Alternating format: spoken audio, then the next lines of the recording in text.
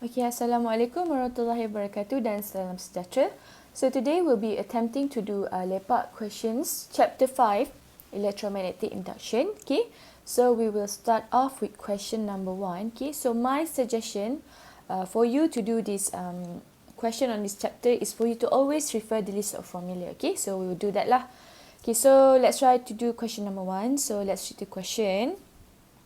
So we have a 0.2 T magnetic field, 0.2 Tesla magnetic field. So we have our B is 0.2 T is directed parallel to the plane of a circular loop of radius 0.2 meter. Okay.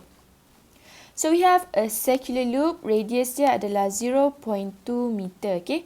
So when we say plane of a circular loop, okay, kamu always draw the plane like this. Okay. Let's say lah kita nampak apa tu, dia daripada tepi lah circular loop ni. So we just draw it like that. Okay. And then tengok magnetic field parallel to the plane. Jadi that is the keyword, magnetic field parallel to the plane of circular loop. So we always draw magnetic field ni arah dia ke sana. Okay.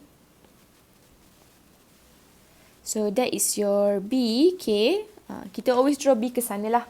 And then parallel maksudnya dia selari lah. So this one kalau kita buat macam ni, it will be 90 degree, isn't it? So parallel would be something like this lah.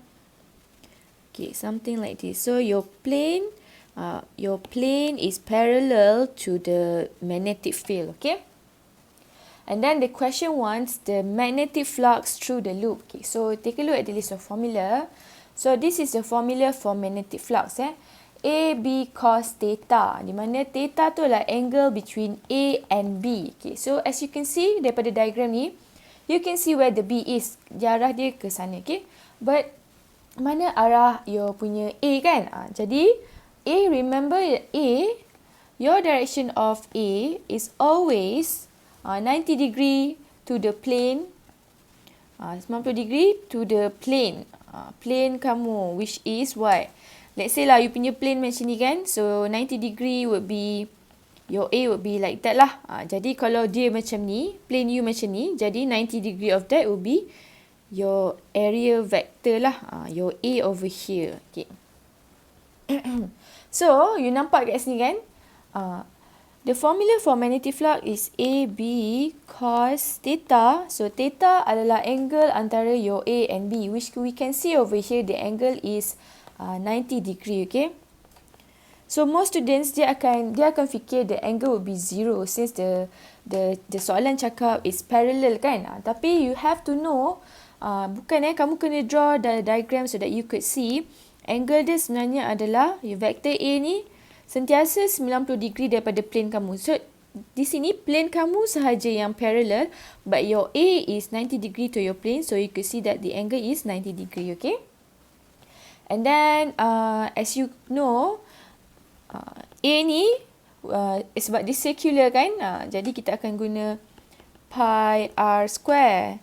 So radius pun dia dah kasih.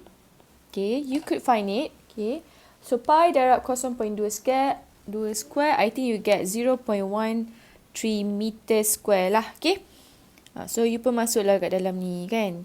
And then your B is 0.2. Okay, but you know that cos 90 is actually 0.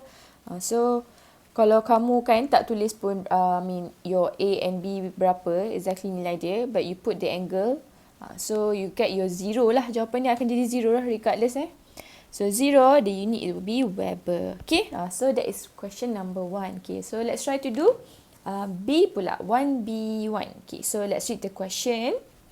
Okay, so a coil of 100 turns, so kamu pun tulislah, we have N, number of turns 100, okay, an area of 0.5 cm square is placed in a changing magnetic field. Changing magnetic field maksudnya you have ni dB ni means buat changing magnetic field maksudnya dB tu maksudnya changing magnetic field. Okay, so the rate of the change, bila dia cakap rate of change of magnetic field, jadi kat sini bila cakap ada perkataan rate tu maksudnya ada faktor masa lah dB over dt. Okay.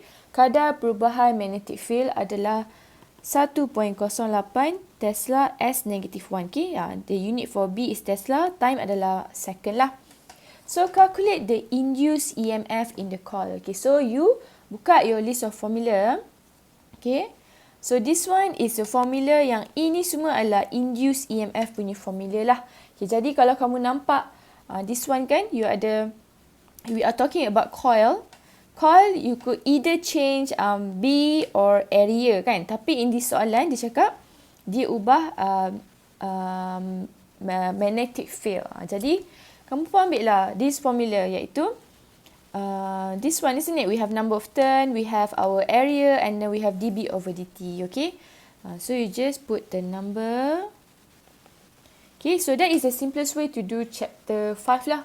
You see what is the information given, and then you just put in the value lah. Okay. Okay, in the equation you ada negative kan? Okay, just put the negative sign lah. Okay. And your area, area must be in meter square. So okay, you know that senti is 10 kuasa negatif 2 kan? You square kan ni, and then meter also square, because this square belongs to centi and meter. So this one you get 0.5 darab 10 kuasa negatif 4 meter square lah. And then your area would be 0.5 times 10 to the power of negative 4. Okay. And then your dB over dt is 1.08. And then you get your answer to be 5.4 times 10 to the power of negative 3 volt lah, because EMF ni adalah voltage kan. Okay. Jadi that's how you do B1. Okay. Okay, so let's try to do pula B2. Okay. So let's try to read the question. Okay. Notice that I put the answer to be positive. So when you do the calculation, you can put the negative sign. Okay. And then best to leave your answer in positives at the end lah. Okay. Because negative ni adalah concept Lenz's law. Okay. It has to be there. But in the calculation, not necessary lah. Okay. In the final answer, not necessary. Okay. So let's try to do number 2 pula. So let's read the question. So a coil of n turns. Okay. So tak tahulah berapa dia punya number of turns. An area of 6.8 times 10 to the power of negative 2 meters square is rotating at frequency 90 Hertz. Okay. In a uniform magnetic field of 0.28 Tesla. Okay. So if the maximum induced EMF, so I'm going to write down like this lah. EMF maximum adalah 128.5 volt. So calculate the value of your N. Okay, so this one, kamu tengok kat list of formula, this is the case where rotating coil kan. Okay. So this one kamu belajar, ada 3 yang kamu belajar. Kamu belajar pasal EMF induced dekat straight wire, dekat coil. And we have a rotating coil. Okay.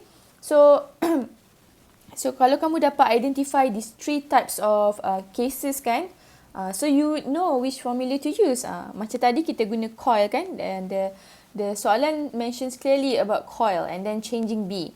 And then this one, dia cakap rotating coil. So how do we know that it's rotating? Dia macam cakap rotating coil. So you know that this is the formula, iaitu EMF equals to NAB omega sin omega T. Okay, so I'm just going to write down this formula. Okay. So EMF is equals to NAB omega sin omega T. Okay. Tapi kalau dia soalan cakap maximum kan, apa-apa yang maximum, the value of your sin omega T would be equals to 1. Okay. Right. So it will be only tinggal ni je, NAB omega W. Okay.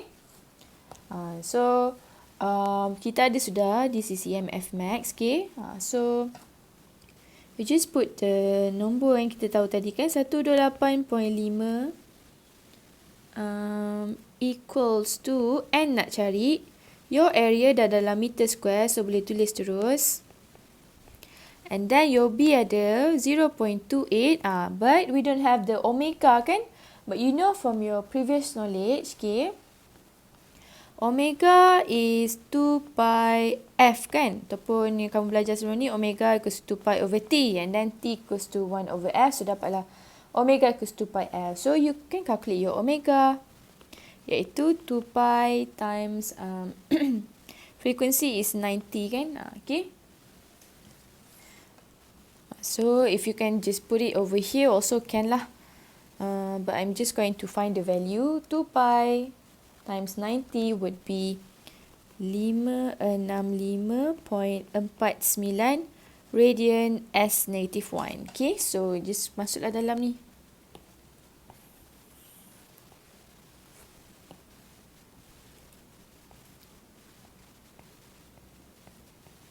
And then you tekan calculator and then kamu akan dapati your end will be 12. Okay.